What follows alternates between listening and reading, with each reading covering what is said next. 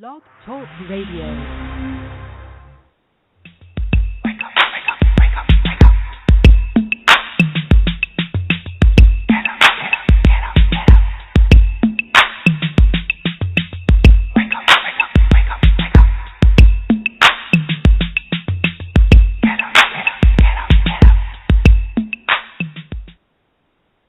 Welcome to Awake to Oneness Radio.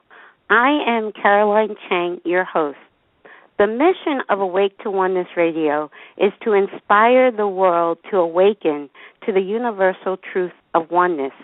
Science and spirituality are both telling us that we are connected, that we are all one.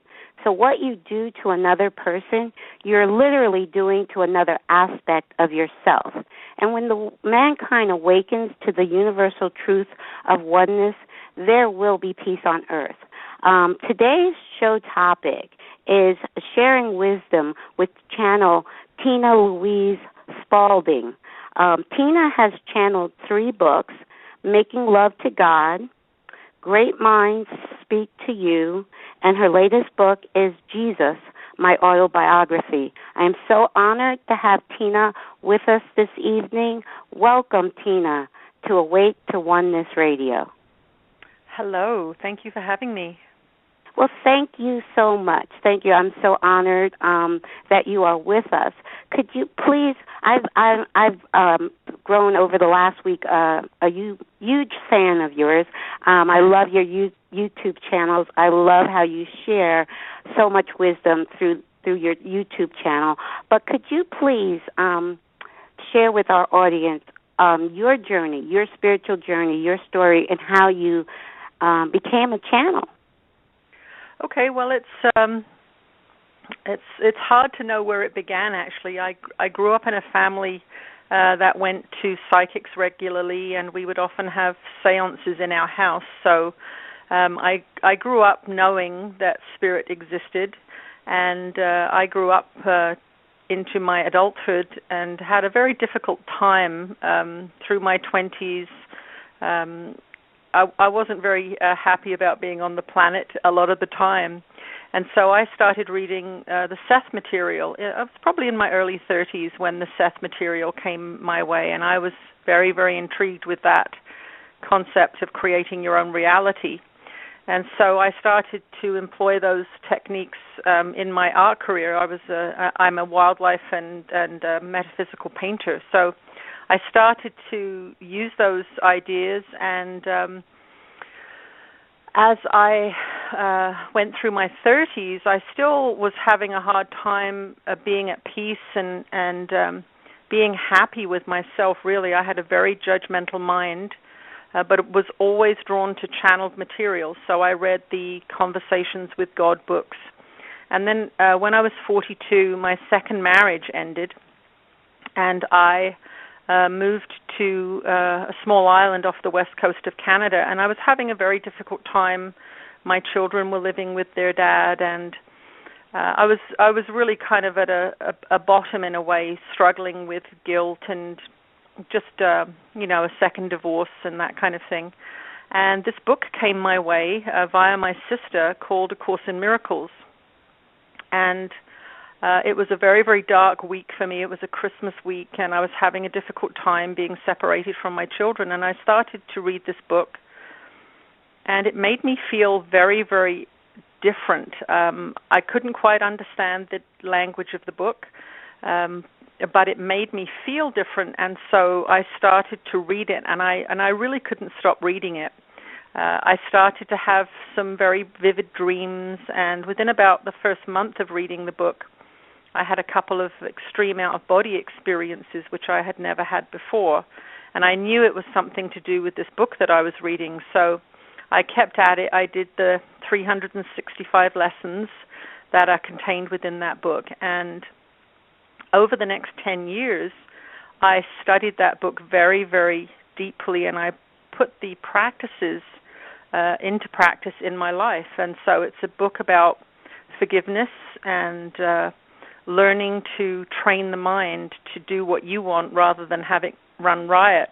And so over that 10-year period, I started to experience extreme peace and I got tastes of joy and happiness, and I really wanted to teach that material. I could feel that it was really important what this book was teaching. Anyway, I had some family issues came up for me, and I had a vision one night after a very, very difficult emotional sort of evening with struggling with a family issue.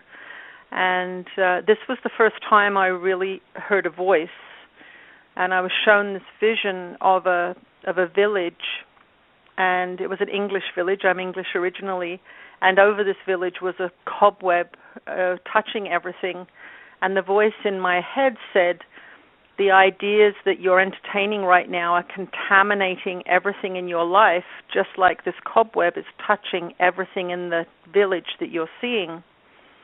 And the next day I woke up and the conflict had gone, but my mind had been changed in some way. I knew that the thoughts, and these were thoughts about not being worthy, about not being lovable. Even after 10 years of doing the course, I was still working through some of these issues. It would go from small issues down to the deep family forgiveness issues that a lot of us have. And I started to do a very, very intense prayer practice that winter and working on forgiving this particular family issue that I had. And the forgiveness of A Course in Miracles is different than the forgiveness that we're used to hearing about. It's a demonstration of your understanding that everything's connected, this idea that if you judge another, you're judging yourself. So it's that kind of forgiveness. Mm-hmm. And so that winter I did a lot of prayer and meditation. I started to say the words, please make me a clear communication device. That's a phrase that's used in the Course in Miracles. And June of 2012, it was the summer solstice. I laid down for a nap, and I started to have this very, very powerful feeling at the bottom of my spine. And I knew straight away that it was Kundalini energy. I'd been studying Kundalini that winter. And so now at that point I was 12-year student of A Course in Miracles, well educated really in a lot of different spiritual principles. So I knew what it was, and I knew it was a very big spiritual event that was happening to me. And so this ball of energy rose up my spine. It took about 20 minutes to go up my spine, and the whole time I was in a complete state of ecstasy, and my body was moving spontaneously. My shoulders were being moved from side to side. I was not in control of my body at all. I always felt like from the outside it probably looked like I was having a seizure of some kind, but from the inside I was in a state of extreme ecstasy, and this energy burst out of the top of my head, and then once again it went down to the bottom of my back and started rising up my spine again. And it did this 3 times. It took about an hour and a half, and at the end of it, I burst into tears. It was just a spontaneous release of tears. And anyway, this happened to me every time I laid down for a month. Wow. So for that month, I was in a completely altered state. I just was surrendered to it, though. I knew that it was a Kundalini awakening, and I had read books on it. So I just kept surrendering to this process. And about 3.5 or 4 weeks into this, I had the feeling that somebody wanted to say something. Don't ask me how I knew that, but that was the feeling I had.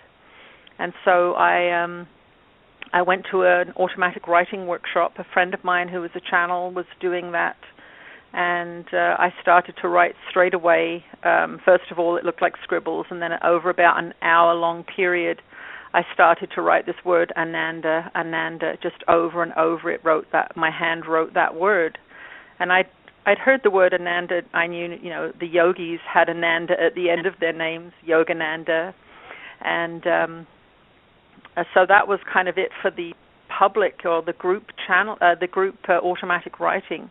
And then after everyone had gone to bed, I sat at the kitchen counter with a spotlight on my writing pad, and I sat with the pencil, and my hand started to write. and it wrote, "We are Ananda, we are your teachers and guides, and this is now your life's purpose. We are going to write books through you." And so that was my introduction to Ananda. And at that same time, they said that in a past life I had been a goat herder, and I had followed Jesus around the desert, and I had been a friend of his and a student of his, and that I had sat by the fire with him at night, and we had talked about spirituality. And they didn't tell me that day that I would be channeling him. They said if they had told me, I wouldn't have done it at that point. So that was really the beginning of the writing and the communications from Ananda. And then so that was go ahead. Yeah. What year and month was that? I know you said the winter solstice or summer solstice. That was the summer solstice of 2012. So yeah, it was the big 2012 year was when the Kundalini awakening happened, and that was around the first week of July that I started to write. Okay. And so they started very quickly to. They began typing. That when they would write with the pencil, they would write so quickly that I couldn't transcribe it afterwards. It was kind of messy. And one day I was going to check something on my computer, and I get a very particular feeling up my back when Ananda is around. And I thought, oh, they want me to type, and so I did. They started to type then. And so for that summer, I had 2 streams of information coming through, and this was all written at that point. They started to write the Making Love to God book, and they were also giving me a lot of personal information about diet and my past, and they were telling me the future of this particular purpose that I had now been assigned, that I would be writing books and that I would be speaking for them. And at that point I was quite doubtful that I would be speaking for them. It just seemed so far-fetched. I couldn't believe it. And I was a very avid Esther Hicks watcher, so I mean I was very well versed with channeling, and it just seemed crazy that I was going to speak for them. But I did around September of that year. So about 3 months in, they said, we're going to prepare you to speak for us now. And so I would wake up in the middle of the night talking for about a week. And this whole time I was laying down for an hour every day, and I was having these intense energy, I called them my energy sessions, and they would, huge amounts of energy would rush through my body. I would have these ecstatic, spontaneous body movements for about an hour each day. And I could do it any time. Any time I laid down, this energy work would be done on me. And early on they said, we are reintegrating the matrix of your body, and we're reconnecting everything that's been disconnected. Do you give us permission to continue? And so that was what they said at the beginning, and I said, of course, yes, you can continue. And one day I laid down to have my energy session, and I spontaneously did a 10-minute lecture on love, and that was it. They were off to the races, and then I couldn't stop them after that. I would channel 5 or 6 times a day. And when they first spoke, it was quite mechanical sounding, and they said, we don't want you to record these early sessions. We don't want any bad recordings surfacing. So they wanted the voice to get me to get used to the voice. And so that was the September-October of 2012, so about 3.5 years ago. Okay, and then when did you complete the first book? The first book took me about 6 months to do, so I was typing that, and I managed to find a publisher quite quickly, Sedona Journal, who published by Light Technology Publishing. I think I sent out about 20 inquiry letters, and then I think they were about the 22nd or 23rd, and they specialize in channeled material, and so they agreed to publish that book. And just as I finished that book, the second book came through, and that was The Great Minds Speak to You, which is a whole nother exciting story. Right. Could you? I did hear a little on your YouTube channel how that got started. Could you share with the audience how Ananda had said there was a line of spirits waiting to speak to you? Yeah. Could you share that story? What happened? So at the point that I had finished the first book, I was about, I'd been channeling for about a year at that point. So this was May of 2013. So just about a year. And a family member died quite suddenly and was a very good friend of my sister's. And she went to his funeral and was very upset about it. She was crying, and she'd had a lot of sessions with Ananda over that winter. And I said, well, why don't you come on over and talk to Ananda about this?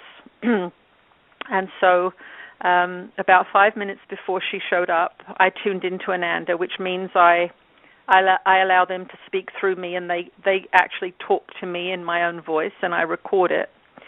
And they said, there's someone here who wants to speak to your sister. It's Malcolm. Will you let him come through? So at this point, I'd only been channeling Ananda, and Malcolm was the man whose funeral she had been to that weekend.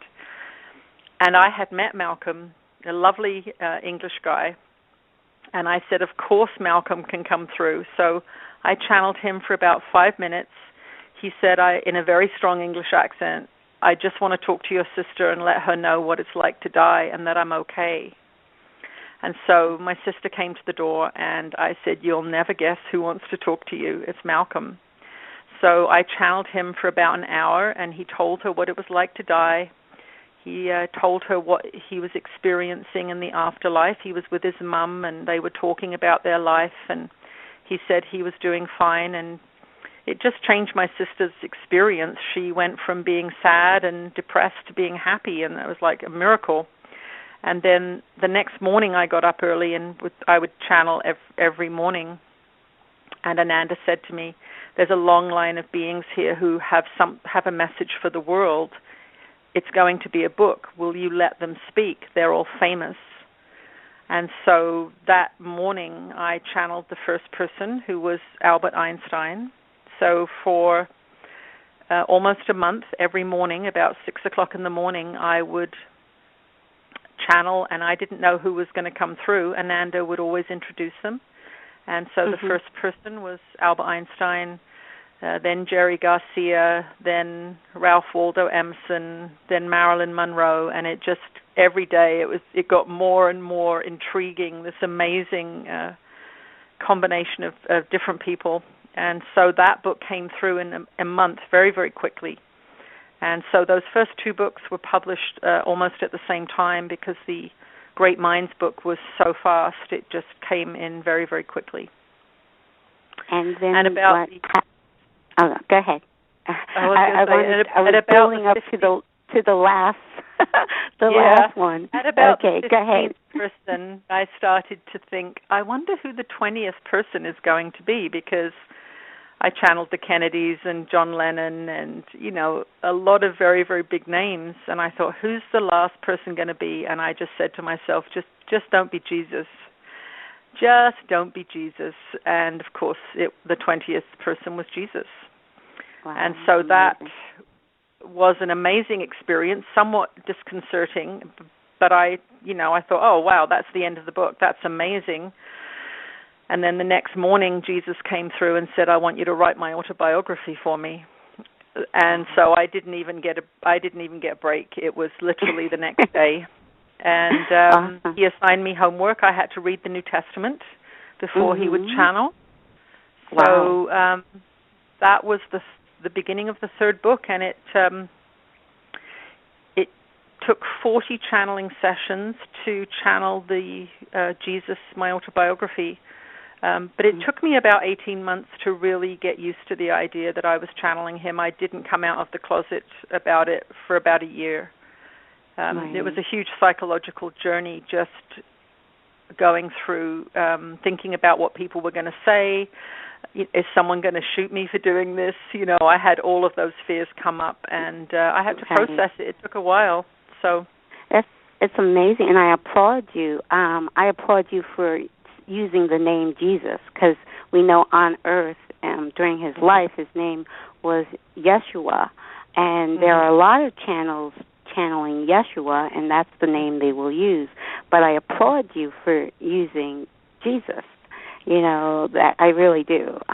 Like you said, it's you do open the door for, I guess, quote unquote criticism. But I love how you address that in a lot of your videos, which they don't want to listen. They don't have to. But I do. I think word upsets a lot of people. Yes. And he said that's exactly why he used that word. Yes. Yes. Basically, at the beginning of that book, he said we can't make the changes in our society that we want to make until we look at his life and what has been done with his teachings. So that's really his purpose, he said, in writing the book, was to take his name back. He is not necessarily happy with some of the things that have been done in his name. And he said this name triggers a lot of upset and anger in people, and that we have to be willing to allow that upset to be talked about and discuss what has been done in his name and with his name. So it's part of the healing process for us as students of spiritual material. Until we can allow him to be who he really was, we aren't actually going to be in alignment with truth. I agree 100%. Like I applaud you, because it is very bold and brave of you to do that. But I think it's amazing. It's wonderful. And so you've been channeling Jesus now for how long? I have been channeling Jesus since June of 2013. So 2 and a bit years, yeah. But it was a secret for about a year and a half. I didn't tell anyone until I got used to the idea. I went through all the fears that you can imagine. When you first hear that someone's channeling Jesus, you know, there's disbelief, there's doubt, there's fear, there's, all kinds of emotions come up, and I had to really process all of those feelings and fears, and am I willing to do this in public, and what's going to happen to me when I do it? And I am a bit of a fearless person. I've always been a little reckless, so they have told me that that's why they chose me. They said, I had a bit of a courageous side that they said the job was offered to a lot of people, and a lot of people said no. So apparently, Well, I understand what you're talking about being fearless. I think I feel myself as very fearless right now because of my spiritual awakening. I think for me, just knowing who I truly am has allowed me to become fearless. So just even starting my show, I lost some friends because they didn't agree with what I was doing, and I almost my second guest was a channel, and because I mentioned that to a particular friend of mine, close friend of mine, that my second guest was going to be a channeler, that's when the guest, my friend, said to me he didn't want to talk to me ever again, and didn't. I mean, because I had, and my first question to him is, what are you afraid of? What are you afraid of? Yeah. Yeah. What are you afraid of? That was really interesting in the Jesus material coming through, or channeling Jesus, was this profound fear of persecution, and I think that was the most interesting thing that came up, and this is one of the subjects that's really being addressed in this material, and particularly in the Jesus book, is the conditioning that the church has done over thousands of years, and they conditioned through killing people who didn't agree with them, and it became a very, very fearful thing to disagree with the church, or now I'm speaking about the sort of ancient Catholic Church here, the Inquisition and those sorts of things. But our society has been founded on that particular establishment. It ruled our society for a very, very long time. And I think a lot of people still have that teaching deeply embedded in their minds. And that's why this name Jesus is being used rather than Ananda or Yeshua, which softens the blow a little bit for everybody. He said he wants to trigger this fear in people. It has to come to the surface, and we have to be willing to look at why we're so terrified of this name. And I think it's what the old church did with it, and it's really kind of gone underground. It feels like we're in a modern society, but a lot of people still have a lot of profound fear about breaking the rules of the church. And what he said when he came through was that this is a perfect storm here. You've got mass media that can this kind of conversation that we're having now. Anybody can tune into it. It doesn't cost any money. You've got the church has lost its complete control over society, and you have a materialistic society that's really seeing the error of its ways, and we're beginning to see the consequences of not applying spiritual principles in the world. And he said this is the perfect moment in history for this subject to be spoken about, because we can all see that what we're doing isn't working, and that we can't keep going the way we're going, and that there's this imperative in the consciousness of this planet that's rising. And he said that to go where we want to go, we have to look at his story. We have to look at what's been done with his teaching. So it's a very exciting job. Yes. It's so true, so true. A lot of the material that you mentioned early on, the Seth material I read, Conversations with God I read, A Course in Miracles. Now, I attempted to read that. I had difficulty with A Course in Miracles. So I kind of put it down, but I definitely have to go back to that. My awakening actually came through a film on quantum physics. That is what woke me up to the truth of oneness. And once I awoke into the truth of oneness, everything made sense to me. Spirituality, science, everything made sense to me. And that's kind of what, has inspired this show. And like you said, in this day and age that we live in, I can have a show like this that I do from home, and it reaches the world. And a person can listen to it anywhere, anytime in the world. And I've gotten letters from all around the world. So it's amazing, this is the perfect time for you to be channeling Jesus. And I know, he has said that he is speaking through many channels at this time. But I love the fact that you are using the name Jesus. It's so amazing. Well, it really does upset people, let me tell you. I've had to put my comments on YouTube. I have had to put them on approval because I couldn't let them just be put out there. So it's definitely been a challenge, but the fears have been worked through, and I'm completely at peace now with doing this work. So I'm open to any questions about my process. I figured in channeling Jesus, my life is going to be an open book. But I've also sort of welcomed the idea of just sharing my personal experience opening to channel, because I do truly believe that anybody can do it. I was not special in any way. I went on a deep personal spiritual journey because I was dealing so poorly with life, and I was so unhappy, and it was an act of desperation on my part, truly. It wasn't because I was highly evolved and monastic kind of person. It was really what I had to do to survive.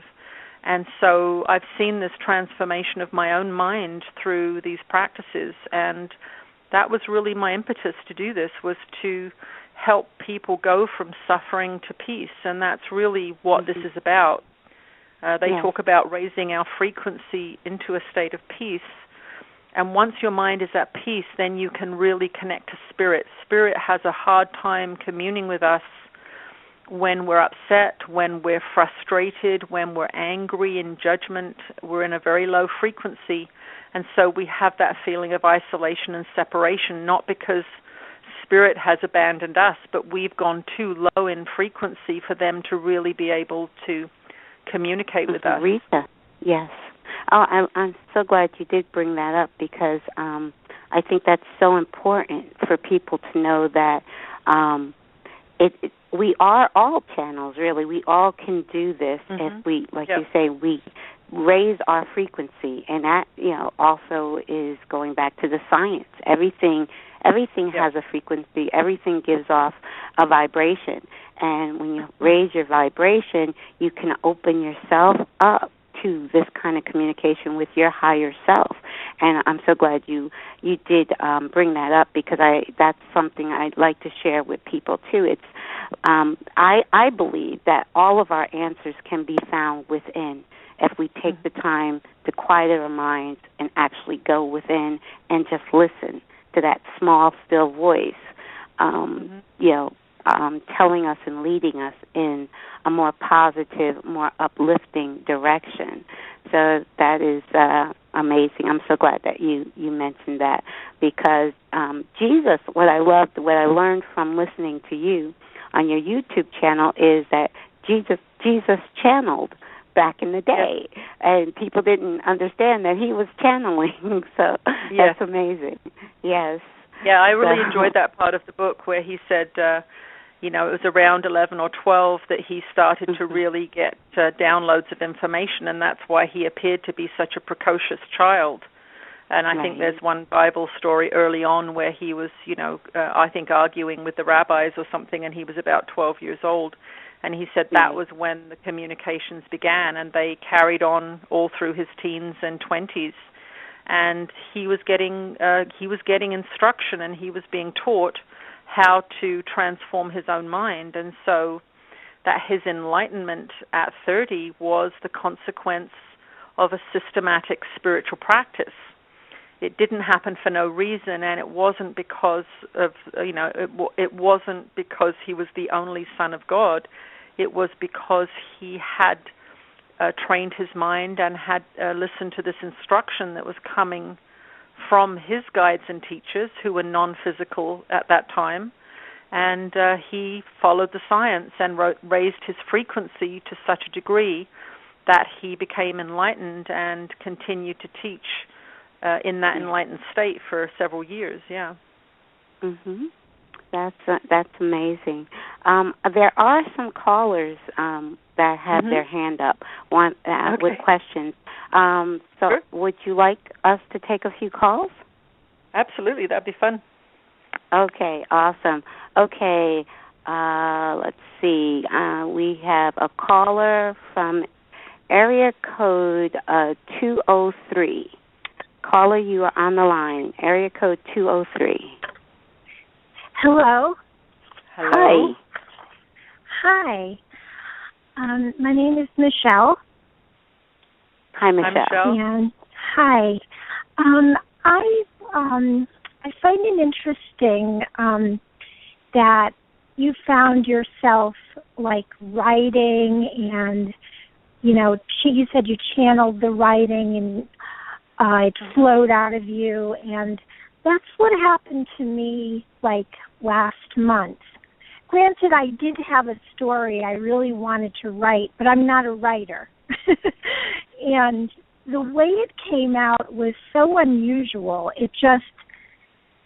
I wrote this whole thing in 2 weeks. It was absolutely crazy. One minute I said, I'm going to write a story, and the next minute it was written. And I'm thrilled about it. I'm just thrilled, and I feel like I've tapped into some area of myself that has been yearning to be tapped into, this creative energy. And I'm actually, and I know I definitely, I've said it from the beginning that I was divinely inspired. And now I'm thinking that maybe it will go places. That maybe it will turn into a movie because it's a screenplay. Okay. That sounds wonderful. Yeah, I was wondering what you thought about that. Well, I think it's a wonderful experience when you have information coming through you that you know isn't coming from your own limited consciousness or your ordinary consciousness. What I did with the writing was I just kept open to what was happening today. When I started to try and have an agenda for the work, I could feel anxiety arising, and what I knew was that was then me in my ordinary consciousness trying to figure out what to do with this. And what I know is that if I'm starting to feel anxious or I'm starting to feel like a narrow path or a particular goal in mind, that's usually my own, I'll call it my ego mind, trying to figure out what to do with this work and making something of it, which is what we're trained to do in this society. You know, we're trained to make money from things, and we're trained to have an agenda for things and to try and direct what's going to happen. And what I've done with this material is every time I started to feel that anxiety of having my own personal ambition for it, I just stepped back into doing the work and staying calm and happy and open to whatever spirit was going to bring through. And for me, that would be the way to just explore this experience, stay open to more coming through, and trust that Spirit has a purpose behind the work and that it will be revealed to you as you're able to handle it. Because what I've seen over this last 3 years is that several times I thought I was ready for, you know, whether it be radio interviews or television or whatever, and in hindsight, I look back and I still had things that I needed to learn and fears I needed to work through. So I've trusted in Spirit's agenda for this work, and in looking at this 3.5 years, I would say I'm really glad I didn't push it. I'm really glad I let it unfold very, very naturally, just trusting in Spirit. So that would be my advice. If I was going to give you advice, I won't give you advice. That's what I did. And I think it's about trusting in this bigger picture, trusting in this amazing consciousness revolution that's happening on this planet. You're a part of it. You're tapping into something that's wonderful and creative. Really enjoy it, and then just see what comes up for you, whether it's fears or limitation or concerns, and just work through those and trust that you're going at exactly the right pace and that more is going to be revealed for you. Yeah, that's exactly what I've concluded, because I thoroughly enjoyed the 2 intensive weeks of writing. In fact, I wrote so hard and so long, and my brain was like firing on all cylinders. I ended up in the hospital, but it's like not because I think I also might have had a virus, but I also think it's because I was really taxing my brain. Mm-hmm. But I've come to that conclusion. I've come to the conclusion that this has got to be something that I enjoy, because I thoroughly enjoyed the writing of what I wrote. And then I was going to turn it into a book, and it's like, man, this is not what I intended. But people were saying, yeah, write a book. And I'm thinking, well, I can't. But then you don't like to say you can't do anything. So I tried, and I didn't even enjoy. I only got the first chapter done, and it was like pulling teeth, and it's not even good. And yeah, and that's I didn't your enjoy guidance. it. That's your guidance system saying that you're not quite on track. So, ending up in hospital is not a good idea either. So I would say just relax and just trust and know that, once the channel's open, as long as you... So what my guides say to me is stay relaxed and happy and do the channeling. We'll take care of everything else. So they're very good marketers. They're very good. They make very good connections. They inspire other people too. So you're not alone in this. So I would just say relax and Don't stress yourself out, and just enjoy the process of channeling, and know that it's going to unfold in the perfect way for you.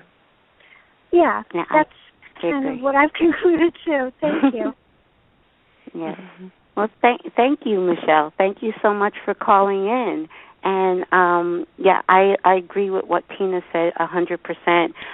Be more relaxed with it. Just even just go into however you meditate, however you relax, whatever you love to do. For me, it's sitting by the lake and just watching the water and just connect to that inner voice inside and be very relaxed with it. Don't try to, force it or push it, because that's going to be more you and more your ego and then your spirit guide. I don't think that's a reason why I ended up in the hospital is because I was necessarily trying to overdo it. I wanted to overdo it. You know what I mean? Like, I was having fun. I wanted, it's like, you use a certain percentage of your brain. For some reason, my brain opened up and I was using, like, much more of a percentage. And I think I just naturally overtaxed it. But, but now I'm resting and not trying to, I'm trying to recover. Okay. Well, that sounds good. But it sounds like you are on the right track, and just be easy with it, It'll come. It'll come. It won't. Spirit will not show you the whole picture all at once. You're just going to take baby steps in the right direction. Yeah. Okay, great. Thank you. Well, thank you. Thank you so much for calling.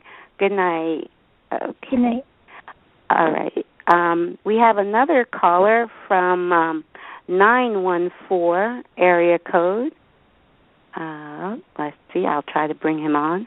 Hi. 914 area code. You're on. Hi. How are you? Hi. How are you? Hello. Hi. I'm fine, thank you. Thank you for taking my call. Oh, of course. And who are we speaking to? My name is Victoria, and I'm calling from New York. Oh, okay. Hi, Victoria. Did you have a question for Tina? Hi.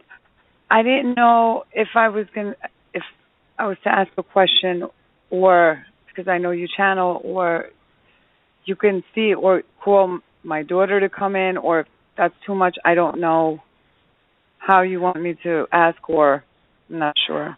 Okay, well basically, go ahead, Tina. I was just going to say, if you have a question for Tina. My guides decide who is going to come through, so I don't channel individuals on request.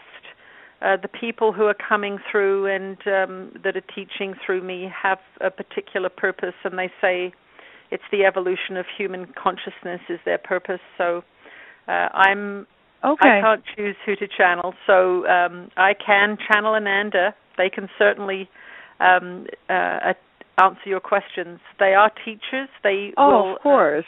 They usually answer in a kind of a long and winding way, but I'm happy to channel if that's okay for the show. Oh, definitely. Okay. So did great. Did you? Yes. Did you have a question for Ananda? Yes, and I was hoping I can get some clear answers. There's a property that I've been trying to sell. It's a rental property for apartments only. I've been trying to sell it and it hasn't sold. I recently got an offer and we accepted, and they pulled out, and I'm almost sure they found something else. I'm just wondering, do you see when it will sell? I'll bring Ananda in. They generally don't answer questions about things like real estate and that sort of thing, but I'm sure they will give you. Oh, that's even fine. A very interesting answer. I can bring them through and let them talk to you though, if you'd like. Oh, absolutely. Okay. So what I do is I take one breath, and Ananda will come through, and I'll let them speak to this question. Okay. Okay. So I'll just take a breath, and then you'll know when it's not me. You'll hear the difference in my voice.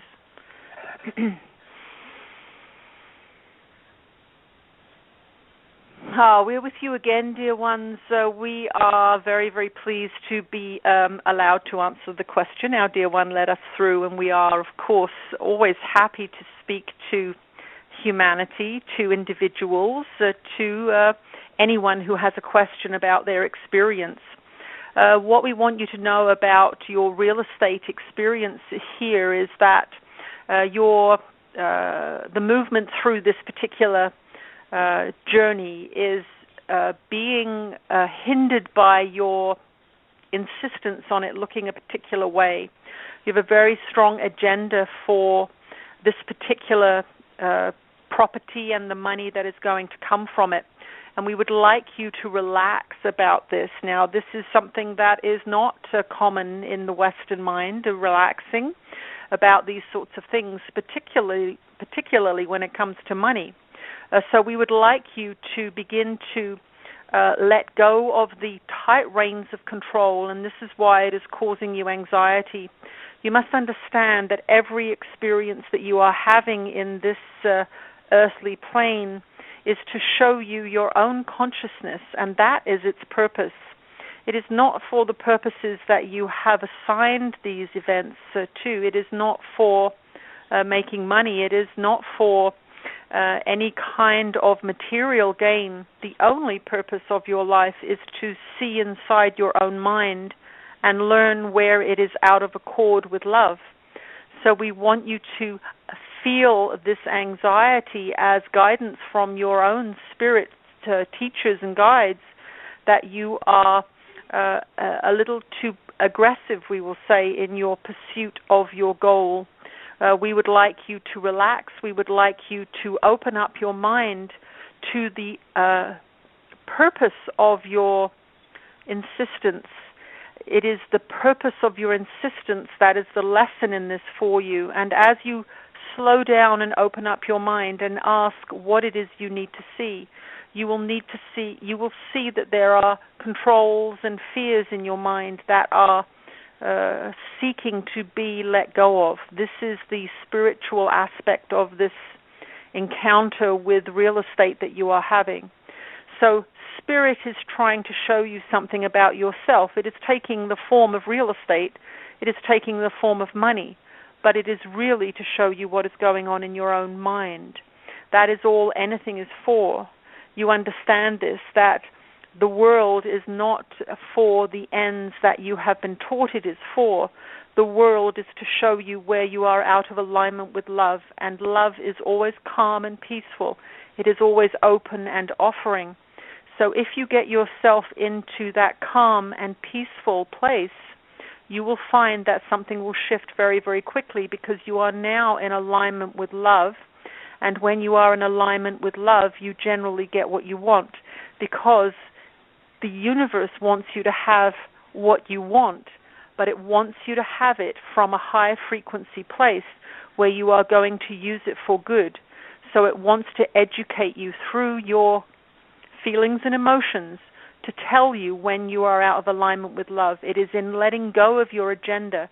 It is in letting go of the reins of this control and fear that you are going to get what you want. So if you can get yourself into a state of peace, if you can get yourself into a state of self-awareness and presence, you will find that this sale will move along very, very quickly. It is only your fear that is keeping the abundance from you. You understand this idea of frequency. And so in fear and control, you are too low to receive the abundance. So let go, relax, and you will find that this will move through very, very quickly. It is always in your frequency that the answer to your problem lies. When you are unhappy or when you are fearful, you are out of accord with love. You are in a low frequency state, and it is very, very difficult for you to receive the wonderful, wonderful gifts of the universe. And so that is why we are here. We are here to teach you about these principles. These are the principles of creation. These are the principles that Jesus taught in his lifetime, and they are important ones, because this is where your tiredness comes from. This is where your sickness comes from. It is in battling against your own creative minds. When your frequency is too low, you cannot reach the goals that the heart sets for you. When you practice forgiveness and you release the control and the fear, you raise your frequency enough to tap into divine mind, and it is there that abundance and health and joy reside. So that is the journey that you are on, and that is what this is here to show you. The fact that you got through on this show, the fact that you spoke to us, is Spirit speaking to you. This is your consciousness speaking to you in a reflective way. So relax, trust, and have faith that Spirit is working exactly at the right speed, exactly at the right rate for you to learn what you need to learn.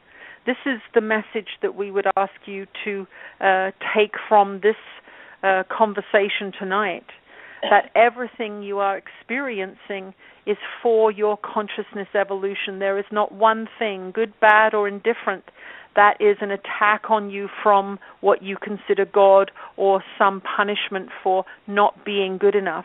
This is the great illusion that you live in this society, that somehow only good people get good things. No. When you are at peace, when you are in attunement with love, and you know that by how you feel, then you are raising your frequency into the realms of abundance, and then you can receive everything you wish. It is the fears in the mind, it is the untrue teachings in the mind, and it is the conditioning that you've had in your society that keeps you from this truth and this self-understanding. So your guidance system, your feelings are always impeccably in alignment with love.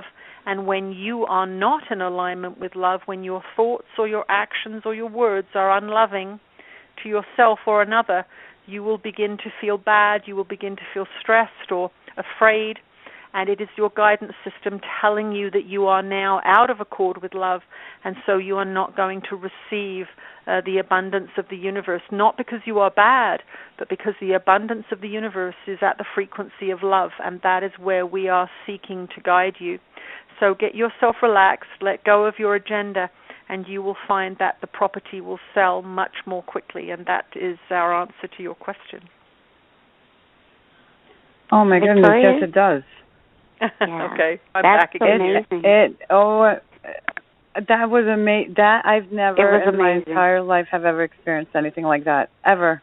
That's amazing. When you said, when Ananda said, control and fear, if I let go of the control of the building, I have great tenants, let go of the control of the building, something is going to go. My fear. If I let go of that control, my fear is something is going to happen, because I still hold it like if I've not put it on the market. Right. So your energy is saying don't sell, but your voice is saying sell. So you've got to get your energy in alignment with letting it go. Feel it, and then it will happen, yeah? Yeah, I definitely want it sold. Definitely, it's a fact. But I hold it and I take care of it like if I've never put it on the market. This was incredible, amazing. Yes, never it was experienced beautiful. anything like this. You are truly blessed. Thank you so very, very much. Well, I'm glad the answer helped you. Thank you. Thank you for calling in, Victoria, and best of luck with it. But that was an amazing. What Ananda said, it's so true. Once you're in alignment with love, everything's going to take care of itself. Nothing to worry about. Okay. Well, Thank good you night. very, very, very, very much. Okay. Thank you. Thank you for calling. All right. Okay. We might have time for one more caller. There is a caller that's been called in, and no, he's gone. Okay. I was just going to click no. Nope. Oh no, he's still there. From 802. There's a caller. 802. 802. Oh, I'm sorry. Am I on the air now? Yes, you are. You've been on the line for a long time. I wasn't sure if you had a question, but you've been on the line, so I said, let me check. Okay. It's a broad question, so please bear with me, but it'll be a very concise one. I moved to Sacramento, which is where I am actually. Can you share your name? Can you share your first name with us? I forgot. It's Dan, D-A-N. Okay. Okay. So, to make a long story very short, I moved to Sacramento for a job that appeared on the surface to be very good, and it didn't work out, and I left of my own accord. And what basically happened after that was my entire life became derailed. I failed to move on professionally, and also spiritually and personally, my life has been pretty much been thrown into an abyss. So I'm just wondering if any thoughts out there as to how I could perhaps extricate myself. I don't want to make light of my job situation because, of course, spiritually and personally, I may not be able to progress if I get homeless and on the street. But that said, I'll turn it to Tina, and perhaps maybe she has a thought or two. Yeah. Well, my first thought is, I'll just address it briefly, and then I'll let Ananda speak to it. Okay.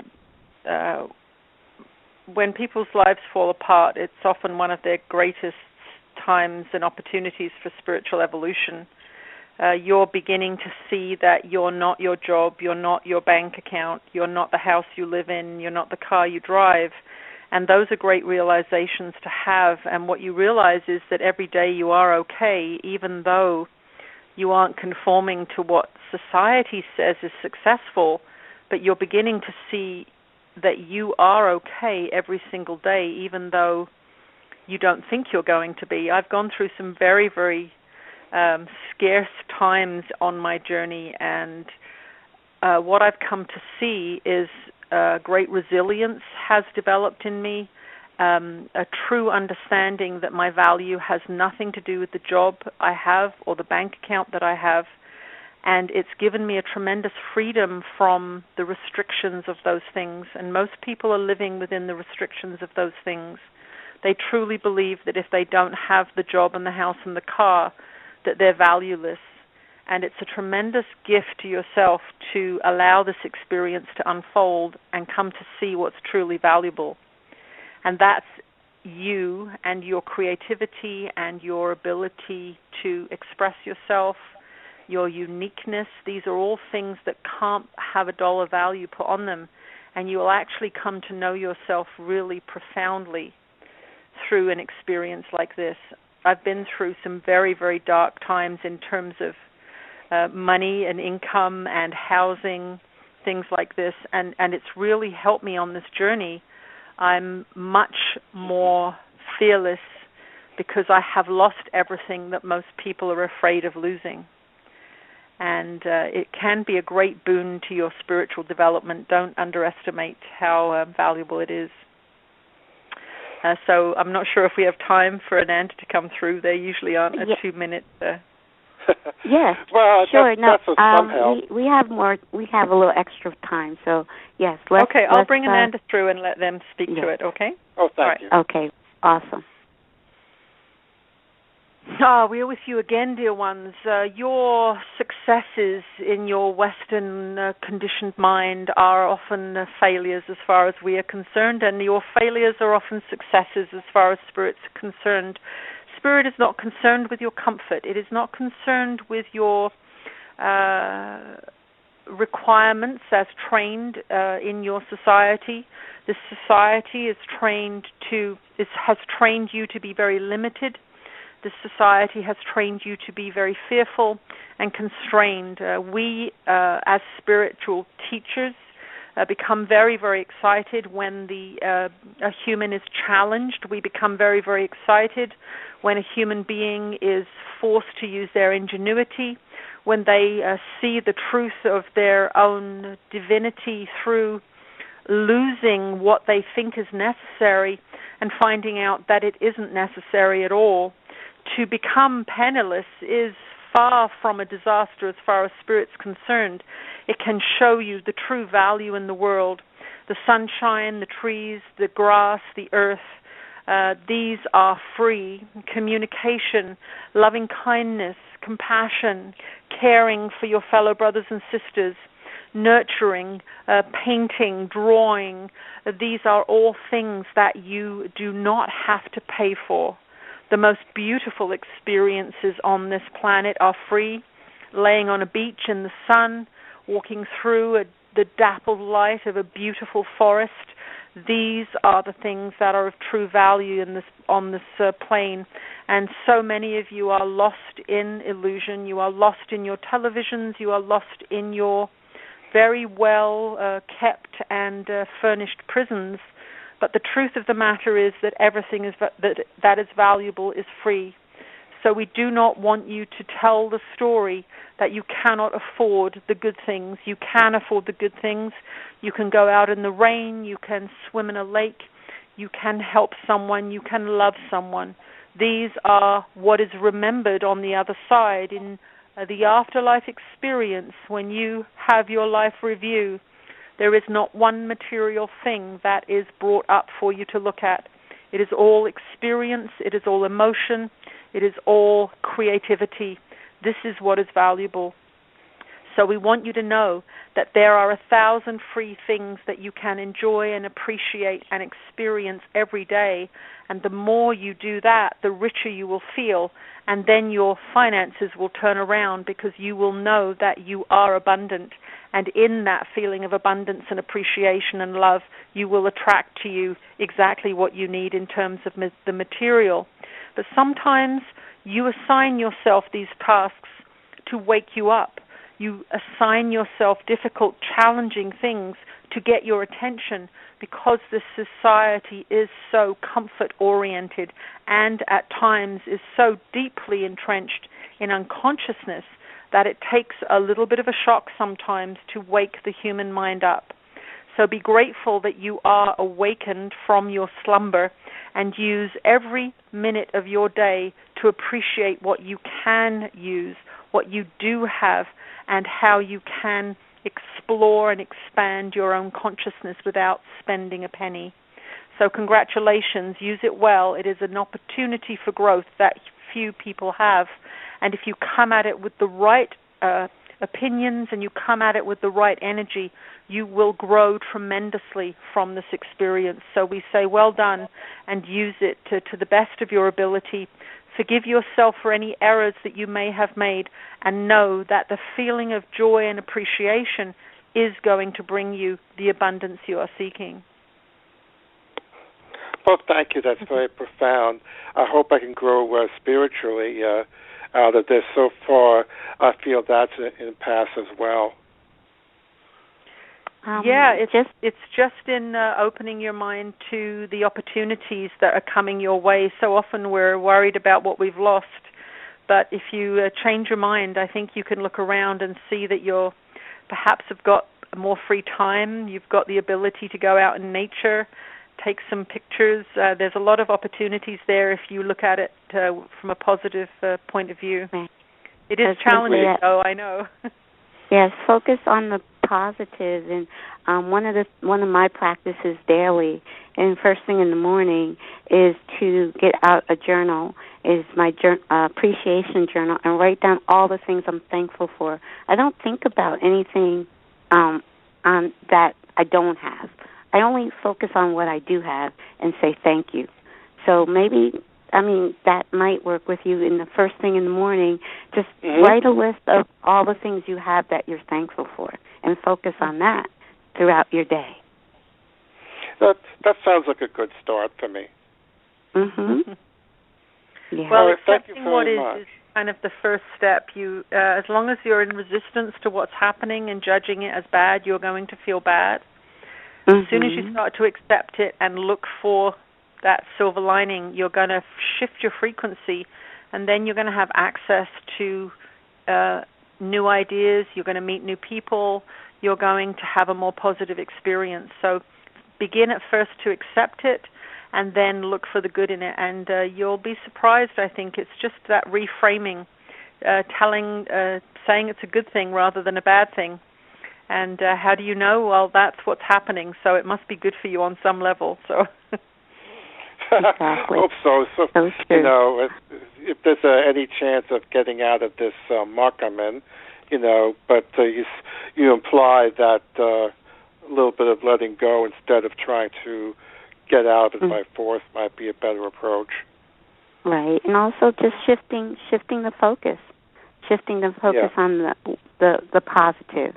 Because I know when you start to write the list of things that you have that you're thankful for, the list is going to probably go on for 2 or 3 pages when you really stop and think. Right? Right, Dan? You know, I could see that. Yeah. Yeah. So focus on those things. Shift your focus. And okay. Okay.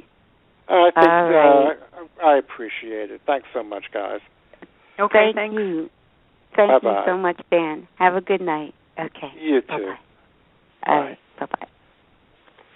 All right. There are a few more callers, but we don't have time to take any more calls right now. We have gone over our hour, which is okay. That's the great thing about having your own show. There you go. You're in charge. You can extend it a few minutes if you like. So that's wonderful. Ananda is amazing. Tina, you're amazing. Ananda's amazing, and we all know Jesus is amazing. So I am going to have the honor of meeting you tomorrow. I just can't wait. I'll be spending the day with you in Bethlehem. So if anyone is local to PA, can you please, Tina, share with the audience how they can get in touch with you, your YouTube channel, and where you're going to be tomorrow? The event tomorrow isn't available, I'm afraid, to the public, so that can't happen. But I do have a YouTube channel. It's called Channeling Ananda and Jesus, and you can subscribe to that. I do videos very, very frequently, and I have a Facebook page, which is the Teachings of Ananda. I have a website, channelingjesus.com, and people can sign up there for events. I'll be having public events probably in the spring in this area. So if they sign up on the website, they can get that information. Awesome. And also on my website, there is a link to your website, channelingjesus.com. So check out her website, check out her YouTube channel.